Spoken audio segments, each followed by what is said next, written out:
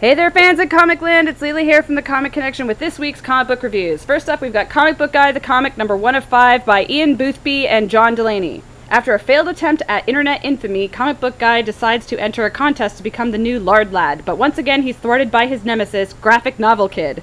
All is not lost, though, as G&K perishes in a terrible accident, leaving Comic Book Guy feeling like life should be lived to the fullest, as only Comic Book Guy can. So, this was hilarious. I laughed out loud multiple times. Congrats to the creators. I can't believe it took this long to get Comic Book Guy his due in a comic book. So if you're a Simpsons fan, you're going to really love this one. Make sure you pick it up. Next up, we've got X-Men Origins Deadpool by Dwayne Swierczynski and Leandro Fernandez. In this one, Wade Wilson interviews screenwriters for his big screen biography, and we learn a little bit about the past of our favorite Merc with a Mouth, as only he can tell it. Gotta say, I was kind of impressed. Deadpool was infused with a little depth here, and the ending was kind of heartfelt. Overall, it was a great art and great story. Deadpool fans will be really happy with this one. Next up, we've got X-Files 30 Days of Night number 1 by Steve Niles, Adam Jones, and Tom Mandrake.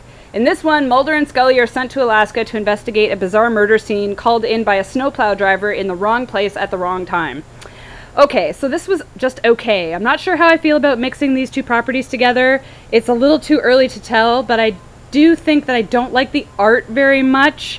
It sort of didn't really serve either series well, but it's an okay first issue, but it's more sorted to the X-Files fans, I think, rather than the 30 Days of Night fans. So this is more for, you know, your Mulder and Scully people, rather than your vampire people. And last but not least, we've got Stuff of Legend, Volume 2, Number 1, by Mike Raked, Brian Smith, and Charles Paul Wilson III. In this one, the boy awakens in the dark and realizes he's not tucked safely in his bed. Meanwhile, his band of rebel toys continues the search, but become trapped in an old zoo, surrounded by the Boogeyman's troops, and we finally get to see what the Boogeyman looks like. This series is awesome. If you haven't read the first volume, go and buy the collected edition. It is really great.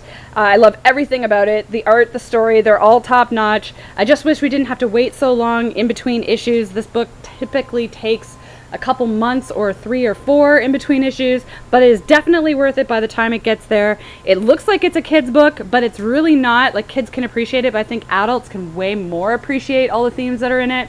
If you're looking for something really different, this is the book to pick up. See you next week, guys.